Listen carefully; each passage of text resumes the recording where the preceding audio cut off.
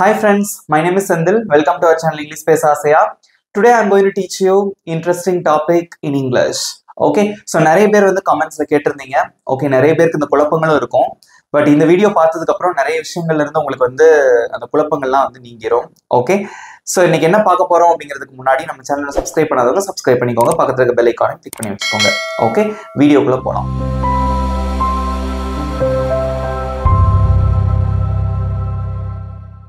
Today I'm going to teach you the difference between these words in English.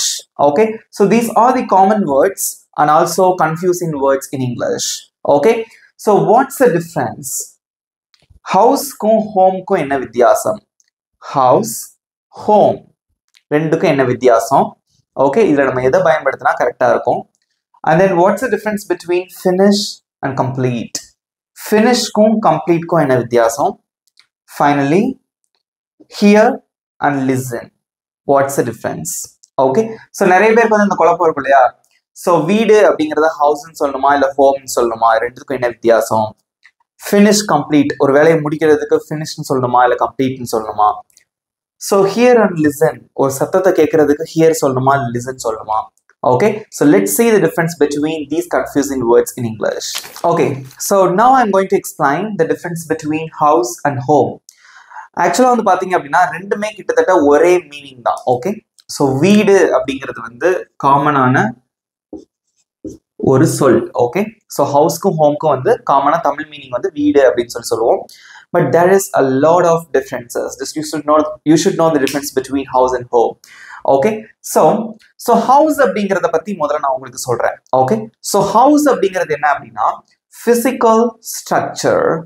Okay, ஒரு house அப்படின்னு எடுத்துக்கிட்டீங்கன்னா அது ஒரு பிசிக்கல் ஸ்ட்ரக்சர், அவ்வளவுதான். ஸோ வுட்டு, அப்புறம் வந்து பிரிக்ஸ், செங்கல், இதனால ஆன ஒரு கட்டிடம், அவ்வளவுதான். Okay, so it could B house, apartment. Okay, so அதே மாதிரி ஒரு பெரிய பெரிய கட்டிடங்கள், இது எல்லாமே நம்ம வசிக்கக்கூடிய இடங்கள், மக்கள் வந்து பொதுவாக வசிக்கக்கூடிய இடங்களுக்கு பேர் வந்து நம்ம ஹவுஸ் அப்படின்னு சொல்லுவோம். Okay, so physical structure and building, அதை வந்து நம்ம ஹவுஸ்ன்னு சொல்லுவோம். And where people live. Okay, where people live அப்படின்னா உங்களை தவிர மற்ற மக்கள் வாழக்கூடிய அந்த இடங்கள். ஓகே, ரைட், வாழக்கூடிய இடங்களை ஹவுஸ் அப்படின்னு சொல்லுவோம். Right, okay. ஸோ ஹோம் அப்படிங்கிறது என்ன அப்படின்னு பாத்தீங்கன்னா இதே மாதிரி தான், அதுவும் கட்டடம் தான், நான் இல்லைன்னு சொல்லல. But emotional connection with that place. Okay, இப்போ நீங்க உங்க வீட்டுல இருக்கீங்கன்னு வச்சுக்கோங்க, நமக்கு வந்து சொல்லுவோம் இல்லையா, எங்க வீடு தான் வந்து எனக்கு எப்பவுமே வந்து ரொம்ப அமைதியான இடம். You feel very comfortable. Okay, so ரொம்ப சேஃப்டியா நீங்க வந்து ஃபீல் பண்ணுவீங்க. Some bonding between you and your place, உங்களுக்கும் அந்த இடத்துக்கும் இடையில ஒரு இமோஷனல் கனெக்ஷன் இருக்கும். Okay, that place is called as home. So home அப்படின்னா வந்து வீடு மட்டும் கிடையாது. ஓகே, அதுவும் அபார்ட்மெண்ட்டா இருக்கலாம், நீங்க புதுசா ஃபர்ஸ்ட் வாங்கின ஒரு அபார்ட்மெண்ட்டா இருக்கலாம், அதுதான் நீங்க வந்து ஒரு 20 இயர்ஸா வந்து வாழ்ந்துட்டு வரீங்க அப்படின்னா அது உங்களோட home. So you have some emotional bonding with that place.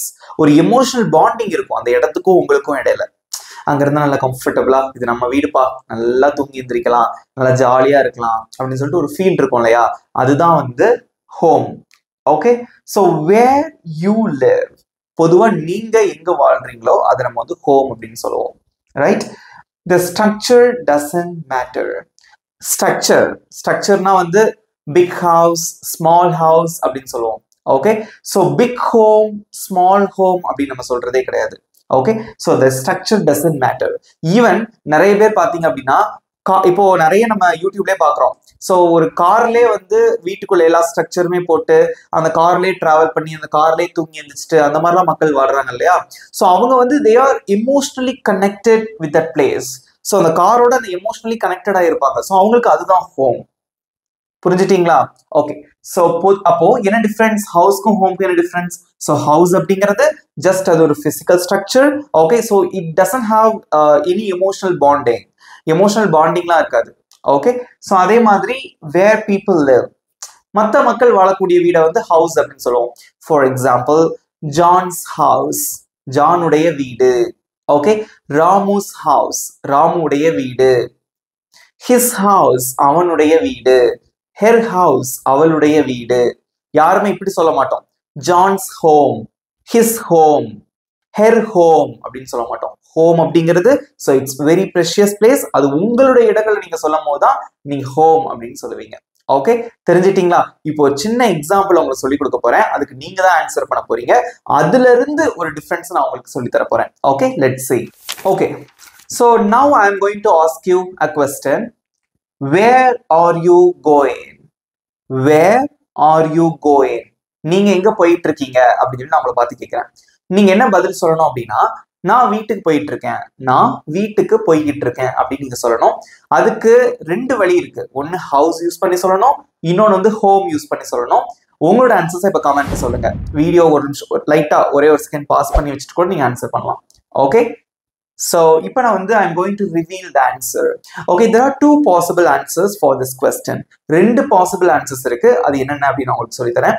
Option A, நீங்க என்ன சொல்லலாம் அப்படின்னா, I am going to my house. Okay, I'm going to my house. நான் என்னோட வீட்டுக்கு போயிட்டு இருக்கேன். ஓகே, ஸோ இன்னொரு வழி என்ன அப்படின்னு பாத்தீங்கன்னா, ஹோம் யூஸ் பண்ணி ஆன்சர் பண்ணலாம். I am going home. Okay, so these are the two possible ways to answer for this question. நான் வீட்டுக்கு போயிட்டு இருக்கேன் அப்படின்னு சொல்றதுக்கு I am going to my house. Okay, I am going home. இந்த ரெண்டுல வந்து அதிகப்படியான மக்கள் பயன்படுத்தக்கூடிய சென்டென்ஸ் எது சொல்லுங்க பார்க்கலாம். ஆப்ஷன் ஏவா இல்ல ஆப்ஷன் பியா? குட். ஸோ நிறைய பேர் சொல்லக்கூடிய அந்த சென்டென்ஸ் என்னன்னா ஐ எம் கோயிங் ஹோம். ஸோ இந்த ஹோம்க்கு முன்னாடி வந்து you should not use the preposition to. அந்த டூங்கிற ப்ரிப்போசிஷன் இதுக்கு முன்னாடி பயன்படுத்தக்கூடாது. அது ஏற்கனவே உங்களுக்கு சொல்லியிருக்கேன். ஓகே, அது வந்து English rule. Just you have to follow it. That's it. So I am going home, நான் வீட்டுக்கு போயிட்டு இருக்கேன். இந்த இடத்துல did you notice some difference? ஒரு டிஃபரன்ஸ் கண்டுபிடிச்சிங்களா? இதுல பாருங்க, பார்த்தாலே தெரியும். ஐ எம் கோயிங் டு, இப்போ இந்த மை எடுத்துறேன் நான். I am going to house. I am going to house ஒரு மீனிங்கே இல்லாத மாதிரி இருக்கும். I am going to house. Whose house? To whose house, I mean எங்க அப்படிங்கிறது நமக்கு தெரியாது. ஓகே, யாரோட வீடு அப்படிங்கிறது தெரியாது. I am going to house அப்படின்னா அதுக்கு ஒரு மீனிங்கே இல்லாத மாதிரி இருக்கும். ஸோ அந்த ஹவுஸ்க்கு முன்னாடி நீங்க கண்டிப்பா மை போட்டு தான் ஆகணும். I am going to my house. இப்போ இன்னொருத்தவங்க வீட்டுக்கு போறீங்க அப்படின்னா I am going to John's house. ஜானோட வீட்டுக்கு போறேன். I am going to Senthil's house. நான் செந்திலோட வீட்டுக்கு போறேன் அப்படின்னு நீங்க வந்து சொல்லணும். ஸோ அந்த ஹவுஸ் மட்டும் தனியா வராது, அதுக்கு முன்னாடி இந்த மாதிரி வார்த்தைகளை நீங்க வந்து சேர்க்க வேண்டியது இருக்கும். பட் ஹோம்க்கு அப்படி கிடையாது. I am going my home அப்படின்னு யாருமே சொல்றதே கிடையாது. ஐ எம் கோயிங் ஹோம், அவ்வளவுதான். ஸோ அது அந்த ஹோம் அப்படிங்கிறது எல்லாமே அடங்கிருது. அது உங்களுடைய வீடு. So you are emotionally connected with that place. Okay, எல்லாமே அடங்கிருது. ஸோ ஹோம்க்கு முன்னாடி you need not to add the word my. மைங்கிற வார்த்தையை சேர்க்க தேவையில்லை. அதே மாதிரி நம்ம இப்படியும் சொல்ல மாட்டோம். I am going to Sendil's home. I am going to John's home. I am going to his home. அப்படி சொன்னா தப்பு. இப்படி சென்டென்ஸ் சொல்லவே கூடாது. ஸோ இன்னொருத்தவங்களோட வீட்டுக்கு நீங்க போறீங்க அப்படின்னா you have to use the word house. House தான் நீங்க வந்து பயன்படுத்தணும். I am going to John's house. I am going to his house. You should not use the word home. Okay, ஹோம்ங்கிறது உங்களுடைய பர்சனலான வீட்டுக்கு நீங்க பயன்படுத்தக்கூடிய ஒரு வார்த்தை. வீடு மட்டும் கிடையாதுங்க. ஸோ பர்சனலா நீங்க கனெக்ட் ஆயிருக்கக்கூடிய ஒரு இடம். Okay, it could be an apartment, it could be anything, tent, boat, whatever. நீங்க எங்க வாழ்றீங்களோ, பெர்மனண்டா நீங்க வாழ்றீங்களோ, நீங்க எங்க வந்து எமோஷனலா கனெக்ட் ஆயிருக்கீங்களோ அந்த ஒரு இடம். Okay, it could be your hostel. Okay, it could be your PG, whatever it is. Okay, தெரிஞ்சிட்டீங்களா? So this is the difference between home and house. இதுக்கு சில ரூல்ஸ் நான் உங்களுக்கு சொல்லி கொடுத்திருக்கேன், ஞாபகம் இருக்கா? Okay, next I am going to explain the difference between the two words. Okay, என்னென்ன அப்படின்னா finish and complete. Let's see. Okay, the word finish and complete. Okay, so ரெண்டுமே வந்து verb. ஓகே, வினை சொற்கள் தான். ஸோ ரெண்டுத்துக்குமே என்ன அர்த்தம் அப்படின்னு பார்த்தீங்கன்னா முடிவடைகிறது. ஓகே, முடிக்கிறது. ஓகே, ஒரு விஷயத்த செஞ்சு முடிக்கிறதுக்கு நம்ம ஃபினிஷ், கம்ப்ளீட் யூஸ் பண்ணுவோம். ஸோ ரெண்டுத்துக்கு வந்து ரொம்ப பெரிய டிஃப்ரென்ஸ் கிடையாது, but there is a difference. அதில் ஒரு டிஃப்ரென்ஸ் இருக்கு, நான் உங்களுக்கு சொல்லித்தரேன். So I have written 2 sentences here. I finished my work and I completed my work. So finished and complete அப்படிங்கிறது வந்து என்னன்னா past form of the verbs finish and complete. Finish and complete ஓட past forms finished, completed. Okay, so முடிச்சிட்டோம் அப்படின்னு அர்த்தம். Okay, then what's the difference between these two sentences here?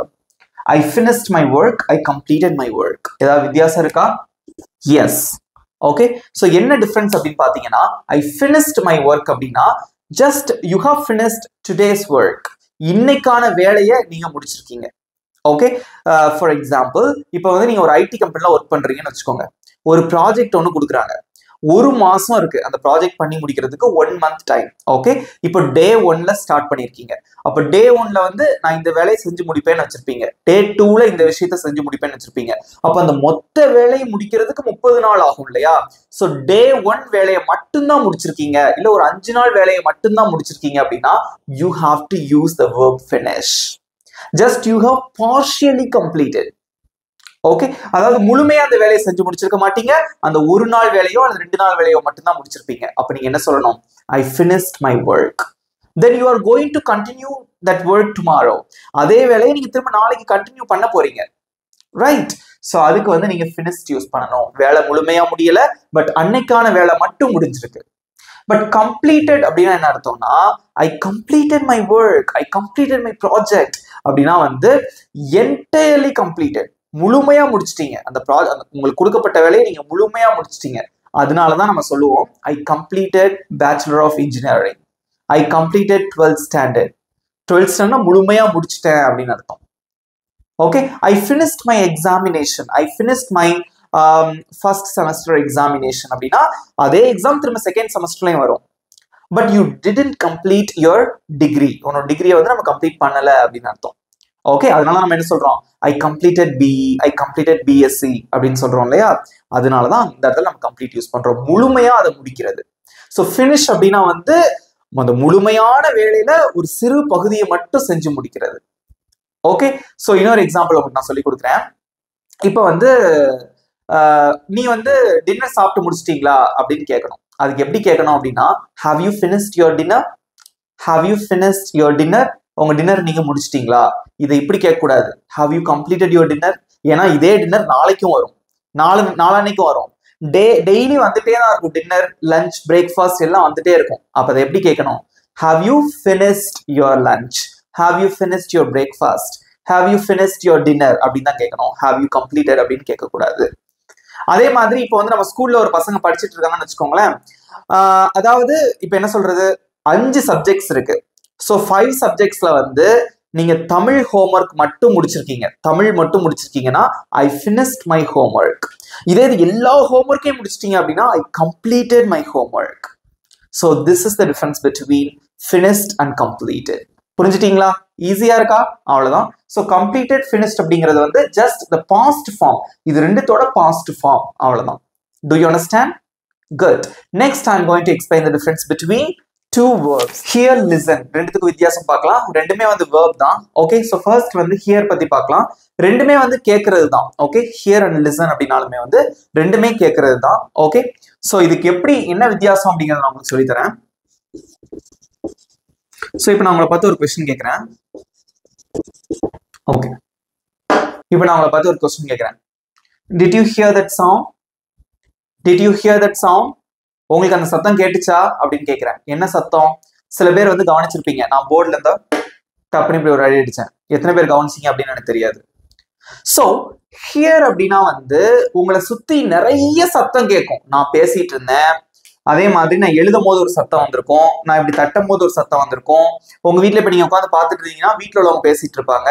So எல்லா சவுண்டும் சேர்த்து உங்க காதுக்கு வரும். ஆனா நீங்க பர்டிகுலரா ஒரு விஷயத்த கவனிச்சிருக்க மாட்டீங்க. எத்தனை பேர் கவனிச்சீங்க? நான் போர்ட்ல இப்படி தட்டினத நிறைய பேர் வந்து கவனிச்சிருக்க மாட்டீங்க. இப்ப நான் உங்களை பார்த்து கேட்கிறேன், did you hear that sound? உங்களை சுத்தி நடக்கிற நிறைய சவுண்ட்ல நீங்க அதை கவனிச்சீங்களா அப்படின்னு கேட்கிறேன். பட் நீங்க கண்டிப்பா சில பேர் கவனிச்சிருப்போம், கவனிச்சிருக்க மாட்டோம். சோ பொதுவா காமனா பர்டிகுலரா ஒரு சவுண்டை கவனிக்காம சும்மா நம்மளா வந்து did you hear that sound? அந்த சத்தம் உனக்கு கேக்குதா? யா, ஐ ஹியர் தட் சவுண்ட், எனக்கு அந்த சத்தம் கேக்குது. எங்கேயோ ஒரு இடத்துல வேட்டு வெடிக்குது, பட் நம்ம அதை காது கொடுத்து கேட்க மாட்டோம். அந்த வேட்டு வெடிக்கிறத காது கொடுத்து கேட்போமா? கேட்க மாட்டோம். டிவி நீங்க வந்து ரொம்ப என்ன சொல்றது இன்ட்ரெஸ்டா ஒரு படம் பார்த்துட்டு இருக்கீங்க, வீட்டுல எது சொன்னாலும் நம்ம காதுலே விழாது, அந்த சத்தம் நம்ம கேட்காது. ஐ கேன்ட் ஹியர் தட் சவுண்ட், அம்மா சொன்னது என் காது கேட்கவே இல்லை அப்படின்னு சொல்லி சொல்லுவோம். ஓகே, நம்ம பர்டிகுலரா லிசன் பண்ணாம சுத்தி நடக்கக்கூடிய சவுண்ட் எல்லாமே இருக்கும் பாத்தீங்களா, அதுதான் வந்து ஹியர் அப்படின்னு சொல்லுவோம். Okay, did you hear that noise? அந்த நாய்ஸ் உனக்கு கேக்குதா? ஓகே, ஸோ பொதுவா காமனான விஷயங்கள் நீங்க வந்து ஹியர் யூஸ் பண்ணணும். தெரிஞ்சுட்டீங்களா? So listen அப்படின்னா வந்து என்னன்னா பர்டிகுலரா ஒரு விஷயத்த பண்றது. For example, I am listening to music. I am listening to music அப்படின்னா காதுல வந்து நம்ம ஏர்ஃபோன் போட்டுட்டு நம்ம அந்த மியூசிக்கை மட்டும் தான் கேட்டு ரசிச்சுட்டு இருப்போம். சுத்தி நடக்கக்கூடிய சவுண்டை நம்ம கேட்கவே மாட்டோம். I am listening to music. I am listening to you. நான் ஒன்ன கவனிச்சிட்டு இருக்கேன். I am listening to you அப்படின்னா நான் உங்களை மட்டும் கவனிச்சிட்டு இருக்கேன் அப்படின்னு அர்த்தம். ஏதோ ஒரு சத்தம் இறையுது, அந்த சத்தம் மட்டும் தான் உங்க காதுல விழுது அப்படின்னா I am listening to that sound. So பர்டிகுலரா ஒரு விஷயத்தை கவனிக்கிறதுக்கு பேரு லிசனிங். ஓகே, இதோட ஐஎன்ஜி சேர்த்துருக்கோம், அவ்வளவுதான். இதோட ING form. Okay, listening game வந்திருக்கனால ஐஎன்ஜி போட்டிருக்கோம். இல்ல ஐ லிசன் டு மியூசிக்னு சொன்னாலும் தப்பு கிடையாது. பட் ஒரே ஒரு விஷயம், ஸோ லிசனுக்கு அப்புறமா வந்து you have to use the preposition to. ஹியருக்கு அப்புறமா அது யூஸ் பண்ணணும் அப்படின்னு அவசியம் கிடையாது. Did you hear to that sound அப்படின்னு நம்ம கேட்கக்கூடாது. பட் லிசனுக்கு அப்புறமா வந்து you have to use the preposition to. தெரிஞ்சிட்டீங்களா? அதாவது ஒரு ஆப்ஜெக்ட்டுக்கு முன்னாடி பயன்படுத்துவோம். Right? So this is the difference between hear and listening. I am listening to my teacher. நான் என் டீச்சரை கவனிச்சிட்டு இருக்கேன். அவங்க என்ன சொல்லி தராங்களோ அதை கவனிச்சிட்டு இருக்கேன். ஓகே, அங்க வந்து நம்ம எப்படி சொல்ல மாட்டோம்?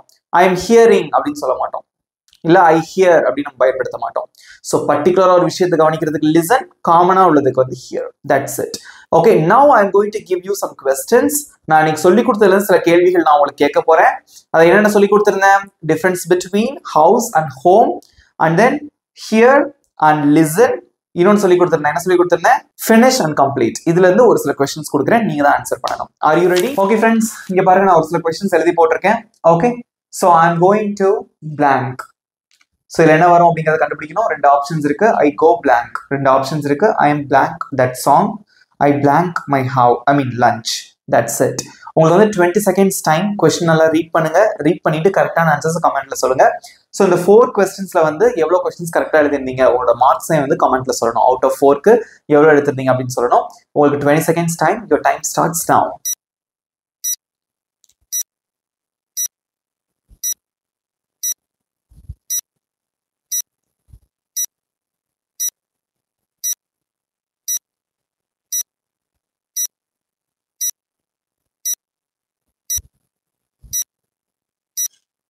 Time's up. Okay, so let's discuss the answers. Okay, so I am going to blank John's house or John's home. என்ன வரும்? ஸோ மற்றவங்களோட வீட்டுக்கு போறதுக்கு நான் என்ன சொல்லி கொடுத்தேன் உங்களுக்கு? ஹோம்ங்கிற வார்த்தை பயன்படுத்தக்கூடாது. உங்க வீட்டுக்குனா நீங்க வந்து ஹோம் சொல்லலாம். ஸோ மற்றவங்க வீட்டுக்குன்னா என்ன சொல்லணும்? ஜான்ஸ் ஹவுஸ் அப்படின்னு தான் சொல்லணும். Okay, so option A is the correct one. John's house. So John போட்டு இங்க அப்போஸ்ட்ரோஃபி எஸ் ஏன் போட்டிருக்கோம்? ஜானுடைய வீடு, உடைய அப்படிங்கிறதுக்கு அந்த மாதிரி அப்போஸ்ட்ரோஃபி எஸ் போடுவோம். John's house. செந்தில்ஸ் ஹவுஸ் அப்படின்னா செந்திலுடைய வீடு அப்படின்னு அர்த்தம். Next, I go blank. To ஹவுஸ்ன்னு வருமா இல்ல ஹோம்னு வருமா? ஐ கோ டு ஹவுஸ் அப்படி நம்ம சொல்லக்கூடாதுன்னு நான் சொல்லியிருக்கேன் உங்களுக்கு. I go to my house. I go to his house அப்படின்னு தான் நம்ம சொல்லணும். So I go to house நம்ம சொல்ல மாட்டோம். ஸோ அதனால ஹோம் தான் நம்ம பயன்படுத்துவோம். ஐ கோ ஹோம், நான் வீட்டுக்கு போறேன். ஸோ இது மாதிரி டூ பயன்படுத்தக்கூடாது, அது ஏற்கனவே உங்களுக்கு சொல்லியிருக்கேன். ஐ கோ ஹோம், நான் வீட்டுக்கு போறேன். Next one, I am blank that song. I am listening to that song or I am listening that song. Which one is correct? So listen அப்படிங்கிற அந்த வேர்ப் வந்துச்சுன்னா அதுக்கப்புறம் வந்து you have to use the preposition to. Okay, so I am listening to that song. Option A is the correct one. I am listening to that song. The last one, I blank my lunch. I finished my lunch. I completed my lunch. So lunch வந்து நம்ம நாளைக்கு சாப்பிடுவோம். So இன்னைக்குள்ள lunch நம்ம சாப்பிட்டு முடிச்சிருக்கோம். Then you have to use the verb finish. Okay, so the correct answer is option A. I finished my lunch. Read பண்ணி பாருங்க. I'm going to John's house. I go home. I'm listening to that song. I finished my lunch. That's it. I completed my lunch ன்னு சொல்லிடாதீங்க. இல்ல I completed my breakfast சொல்லிடாதீங்க. Okay, so அதே மாதிரி இன்னொரு விஷயம் அவங்க சொல்லித்தரேன். நீங்க உங்க வீட்டை ரொம்ப மிஸ் பண்றீங்கன்னு வச்சுக்கோங்களேன். நம்ம என்ன சொல்லுவோம்? உங்க வீட்டை நீங்க ரொம்ப மிஸ் பண்றீங்கன்னா ஐ மிஸ் மை ஹவுஸ் நம்ம சொல்ல மாட்டோம். I miss my home so much. நான் என்னோட வீட்டை வந்து ரொம்ப மிஸ் பண்றேன். அதே மாதிரி இன்னொரு விஷயம் நல்லா தெரிஞ்சுக்கோங்க. ஹவுஸ் ரெண்ட் அப்படின்னு தான் நம்ம சொல்லுவோம். ஹோம் ரெண்ட் அப்படின்னு நம்ம சொல்ல மாட்டோம். அதே மாதிரி இன்னொரு விஷயம், வீடு விற்பனைக்கு அப்படின்னு போட்டிருக்காங்கன்னு வச்சுக்கோங்களேன், ஹவுஸ் ஃபார் சேல் அப்படின்னு தான் போட்டிருப்பாங்க. ஏன்னா ஹவுஸ் அப்படிங்கிறது ஒரு பில்டிங், ஒரு physical structure. Okay, so house for sale அப்படின்னு தான் போட்டிருப்பாங்க, ஹோம் ஃபார் சேல் அப்படின்னு போட்டிருக்க மாட்டாங்க. ஓகே, வீடு விற்பனைக்கு அப்படிங்கிறது ஹவுஸ் ஃபார் சேல் தான் போட்டிருப்பாங்க. ஸோ இந்த அளவுக்கு வந்து வித்தியாசங்கள் இருக்கு. இன்னைக்கு நிறைய கத்துக்கிட்டு இருப்பீங்க அப்படின்னு நினைக்கிறேன். பிடிச்சிருந்ததா அந்த வீடியோ? எப்படி இருந்தது? நல்லா இருந்ததா? உங்களுக்கு புரிஞ்சுக்கிட்டீங்களா? எப்படி இருந்தது அப்படிங்கறத கமெண்ட்ல சொல்லுங்க. இந்த வீடியோ உங்களுக்கு பிடிச்சிருந்தா மறக்காம ஒரு லைக் பண்ணிக்கோங்க. அண்ட் தென் உங்களுக்கான homework I am blank you. So பிளாங்க்ல என்ன வரும்? நான் உன்னை கவனிச்சுட்டு இருக்கேன் அப்படின்னு சொல்லணும். ஸோ என்ன வரும்? I am blank you. Hearing டூன்னு வருமா, லிசனிங் டூன்னு வருமா? உங்களோட ஆன்சர்ஸ் வந்து கமெண்ட்ல சொல்லுங்க. இந்த வீடியோ உங்க ஃப்ரெண்ட்ஸ்க்கும் ஷேர் பண்ணுங்க, அவங்களுக்கும் யூஸ்ஃபுல்லா இருக்கும். ஸோ இதே மாதிரி நிறைய இன்ட்ரெஸ்டிங்கான வீடியோஸ் நம்மளோட சேனல்ல வந்து அப்லோட் பண்ணுவோம். அதுக்கு நம்ம சேனலை சப்ஸ்கிரைப் பண்ணாதவங்க சப்ஸ்கிரைப் பண்ணி வச்சுக்கோங்க. பக்கத்துல இருக்க பெல் ஐக்கானையும் கிளிக் பண்ணி வச்சுக்கோங்க. இதே மாதிரி சூப்பரான டாபிக்கோட நெக்ஸ்ட் வீடியோல பார்க்கலாம். Thank you friends.